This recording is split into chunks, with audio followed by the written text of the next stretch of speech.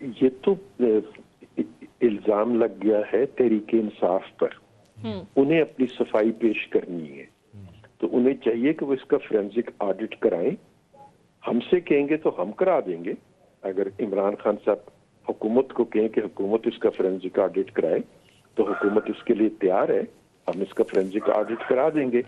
लेकिन अगर खान साहब इसका फोरेंसिक ऑडिट भी नहीं कराना चाहते, और जैसा कि मोहतरमा खुद इस जो ऑडियो है उसमें हदायत दे रही थी कि तुम पर जो इल्जाम लगे उनका जिक्र नहीं करना, बल्कि जो इल्जाम लगाए उस पर गद्दारी का लेबल लगा के उसको डिफेंसिव पे लेके आना है। यानी डिफेंस तुमने ये करना है हमारा कि हमारी बदनवानी के बारे में कोई बात करे, हमारी नलायकी के बारे में कोई बात करे, तो फौरन उसे कहना है कि तुम गद्दार हो। तो ये तो हदायत वो जारी कर रही थी। जो यूनिवर्सिटियां खान साहब ने हमें बताया था कि वो प्राइम मिनिस्टर हाउस में और गवर्नर हाउस में बनाएंगे, वो लगता था कि उस यूनिवर्सिटी को झूठ की यूनिवर्सिटी कहा जा सकता है, और मोहतरमा उसकी वाइस चांसलर के तौर पर अपने शागिर्दों को सबक पढ़ा रही थी। अच्छा, एक और इशू परवेज साहब जो है ना वो भी बड़ा देख रहे हैं कि 2-3 दिनों से बहुत ज़्यादा गर्म है। वो ये है कि आप लोगों की तरफ से, ख्वाजा आसिफ साहब की तरफ से, कल मरियम नवाज साहबा ने भी कहा है कि जी इमरान खान साहब ने अमेरिका से और बाकायदा डिप्टी सेक्रेटरी ऑफ स्टेट जो है डोनाल्ड लू, उनसे माफ़ी मांग ली है। उन्होंने कहा है कि गलती होगी, हमें माफ़ कर दें, हम अमेरिका से ताल्लुकात अच्छा रखना चाहते हैं। जबकि पीटीआई की सारी क़यादत जो है ना वो बार बार इसको तरदीद कर रही है, वो कहती हैं झूठों के सारे दावे हैं। तो मेरा सवाल आपसे कि ये इस तरह के इल्ज़ामात पे क्या किया जाए, कितने सुओ मोटो जो है ना वो अदालत ले सकती है, या क्या आपके ख्याल में किसको अदालत में जाना चाहिए, या आप समझते हैं कि ये पार्ट ऑफ द गेम है, इल्ज़ामात चलते रहते हैं हमारे मुल्क में, हमारे जैसे मुल्क में जहाँ कोई पूछने वाला नहीं होता? अभी तो तस्वीर आ गई ना कि वो ब्रिटिश हाई कमिश्नर के साथ बैठे गुफ्तगू फरमा रहे हैं जी, और इन्हीं खान साहब के फरमान ये होते थे कि फलां जो था वो सफीर से क्यों मिला और फलां फलां से क्यों मिला, और जो मिला गया था उसके फौरन बाद साजिश हो गई थी। तो अब उनकी अपनी तस्वीर छप गई है, तो फिर ये साजिश की थ्योरी तो उस ऑडियो से भी बेनकाब होती है जिसमें यूनिवर्सिटी की वाइस चांसलर साहबा जो है मोहतरमा साहब। परवेज साहब, ये ब्रिटिश जो हमारा है यहाँ पे एम्बेसडर है, जो हाई कमिश्नर है, वो तो बड़ा रेगुलरली इमरान खान को मिलता रहता है। हर 10वें 20वें दिन, 1 महीने के बाद उसकी मुलाकात इमरान खान से होती रहती है।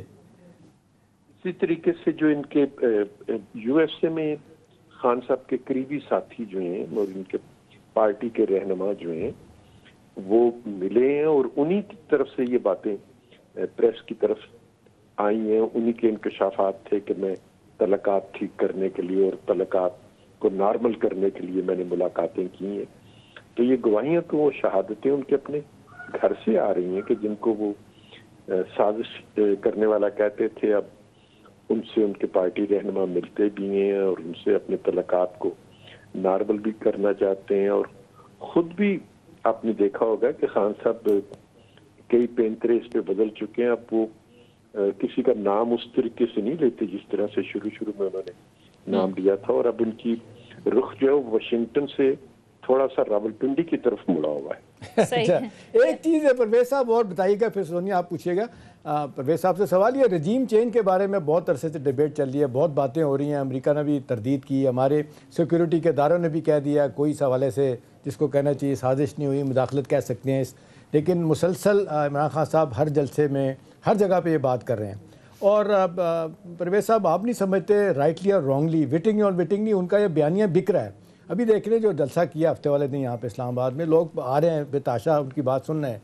आपके ख्याल में इसकी क्या वजह है? वो बंदा जो परफॉर्म नहीं कर सका था, अब लोग कहते हैं कि अगर 1.25 साल रहने दिया जाता तो सियासी मौत हो चुकी थी, आप लोगों ने लीडर दोबारा से बना दिया।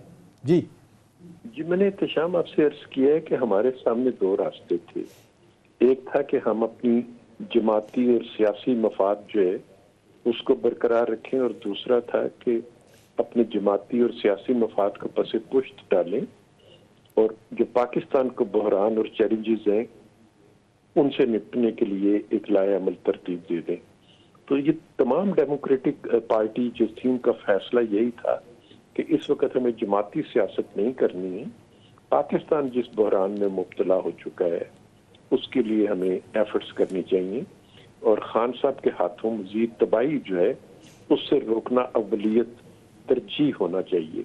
तो जमातों ने अपना वो फर्ज पूरा किया है, ठीक है। और पाकिस्तान के जो अवाम है वो बखूबी इस बात को तस्लीम करते हैं और समझते हैं कि खान साहब अगर आज के दिन तक मौजूद होते तो पाकिस्तान खुदा न खास्ता डिफॉल्ट के जिस खतरे से दो चार थे उसमें मुब्तला हो चुका हो। सही। अच्छा जी, अच्छा परवेज रशीद साहब, जाहिर है इस वक्त आपकी गवर्नमेंट के लिए चैलेंजेस बहुत ज़्यादा हैं। आईएमएफ अगर आपको पैकेज ना देता, ये जो फैसले किए गए मुश्किल फैसले ये नागुज़ीर हो चुके थे, तो आपको लगता है कि इसकी सख्त पॉलिटिकल कॉस्ट भी आपको भुगतनी पड़ेगी, उठानी पड़ेगी? क्योंकि जाहिर है जो भी आप बात कर रहे हैं, जो भी जस्टिफिकेशन दे रहे हैं कि अगर हम ये मुश्किल फैसले ना करते तो मुल्क डिफॉल्ट की तरफ चला जाता, लेकिन जाहिर है सर आप नहीं समझते कि आवाम को इस चीज़ से कोई लेना देना नहीं होता? आवाम तो सिर्फ ये कहती है कि हमें पेट्रोल सस्ता मिले, बिजली सस्ती मिले, हमें ज्यादा से ज्यादा हुकूमत रिलीफ दे। तो पॉलिटिकल कॉस्ट आपको लगता है कि देनी पड़ेगी आपको? नहीं, पाकिस्तानी जो है ये दुनिया के तमाम ममालिक की तरह उनकी पहली वफादारी अपनी रियासत की आज़ादी और खुद मुख्तारी से होती है। यकीनन वो अपनी इक्तिसादी खुशहाली भी चाहते हैं, तरक्की भी चाहते हैं, लेकिन जब वो देखते हैं कि उनका मुल्क जो है वो मुश्किलात का शिकार है तो ये नहीं होता कि वो कहते हैं कि जी मुल्क को तो मुश्किल में आप डाल दें और मेरी जिंदगी में कोई सहूलत पैदा कर दें। उन्हें ये इस चीज़ को समझता है, हर शहरी इस चीज़ को समझता है कि अगर उसकी रियासत किसी मुश्किल में आएगी तो वो सब मुश्किल में आएंगे, और रियासत मुश्किल से निकलेगी तो वो सब ही मुश्किल से निकलेंगे। इन बातों को पाकिस्तान के शहरी समझते हैं और अच्छे तरीके से समझते हैं, और माजी में इसकी बहुत सी मिसालें, रोशन मिसालें हमारे सामने मौजूद हैं। खास तौर पर परवेज साहब एक चीज़ और बता दीजिएगा आप, क्योंकि जिस अंदाज से मुस्लिम लीग की क़यादत के बहुत करीब हैं, नवाज शरीफ साहब हों, मरियम साहबा हों, शहबाज शरीफ साहब हों, आपकी बात सुनी भी जाती है माशाल्लाह, आप बहुत उनके करीब हैं, तो आज हमें आप खबर ही दे दें। इसहाक डार साहब तो कहा जा रहा है कि जी इस महीने के आखिर में आएंगे। नवाज शरीफ साहब आपको कब लगता है कब तक पाकिस्तान आ जाएंगे? इंशाअल्लाह ताला उनके डॉक्टर्स उन्होंने फैसला करना है। जब उनके डॉक्टर्स फैसला करेंगे तो ये मेरा आपसे वादा है कि सबसे पहले मैं आपको बता दूंगा ये बात।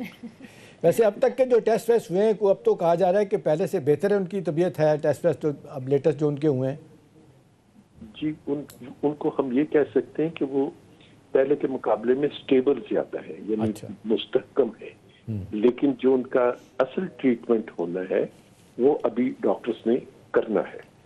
एक चीज़ और कही जा रही है परवेज साहब के पाकिस्तानी सियासत जो है ना वो सारी की सारी आके नवंबर पे रुक गई है।